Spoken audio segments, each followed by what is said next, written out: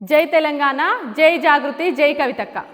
నిన్న కాంగ్రెస్ ప్రభుత్వం ఏదైతే బడ్జెట్ ప్రవేశపెట్టిందో అది నిజంగా కూడా తెలంగాణ ప్రజల్ని పూర్తిగా కూడా ఏదైతే వాళ్ళు ఎలక్షన్లలో హామీలు ఇచ్చి మహిళలను ఏదైతే మభ్యపెట్టి వాళ్ళ ఓట్లు దండుకున్నారో ఈరోజు వాళ్ళ బడ్జెట్లో పూర్తిగా కూడా మహిళల అంశమే లేకుండా ఈరోజు మహిళలను అవమానించే విధంగా ఉంది వీళ్ళ బడ్జెట్ అనేది.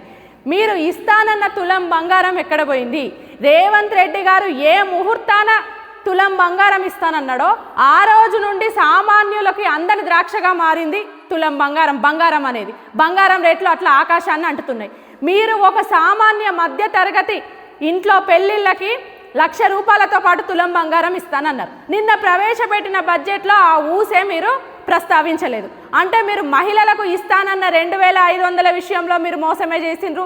మొన్నటి వరకు స్కూటీలు ఇస్తామని చెప్పేసి పెద్ద ఎత్తున ప్రచారం చేసుకొని ఈరోజు నిన్నటి బడ్జెట్లో స్కూటీల ప్రస్తావన లేదు. ఈరోజు తెలంగాణ ప్రజలు ఒకటి బలంగా నమ్ముతున్నారు. ఈరోజు కేవలం మంత్రుల మధ్య ఏదైతే కమిషన్లు స్కూటీల విషయంలో పంపకాల విషయంలో కమిషన్లలో వచ్చిన విభేదాల వల్లనే ఈరోజు స్కూటీలు అనేది మొత్తానికి తీసుకురాలేదు అన్నది తెలంగాణ ప్రజల్లో బలంగా ఇది ఉంది. ఈరోజు మేము కాంగ్రెస్ ప్రభుత్వాన్ని డిమాండ్ చేస్తున్నాము.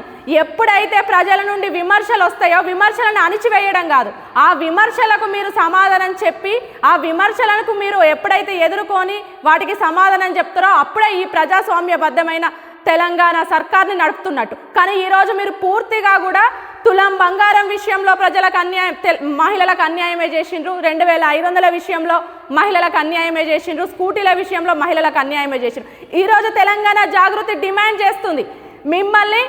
గత 3 సంవత్సరాల నుండి కూడా మీరు మహిళలకు ఏదైతే ఇస్తానన్నారో ఇప్పటికైనా ఆడబిడ్డల ఉసురు మంచిది కాదు. కాంగ్రెస్ ప్రభుత్వాన్ని మరొకసారి తెలంగాణ జాగృతి హెచ్చరిస్తుంది.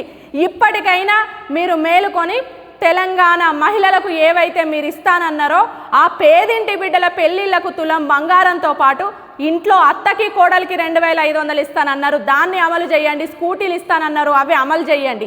లేదా తెలంగాణ జాగృతి రానున్న రోజుల్లో మహిళా పక్షాన తప్పకుండా పోరాటం చేస్తుంది. మీ మెడలు వంచి ఏదైతే మీరు ఇస్తానన్న తులం బంగారం కానివ్వండి, మహిళలకు ఇచ్చిన హామీలన్నీ మీ చేతులతో ఇంప్లిమెంట్ చేసే వరకు తెలంగాణ జాగృతి కల్వకుంట్ల కవితక్క గారు వదిలిపెట్టరు అని ఈ సందర్భంగా హెచ్చరిస్తున్నాము. జై తెలంగాణ, జై జాగృతి.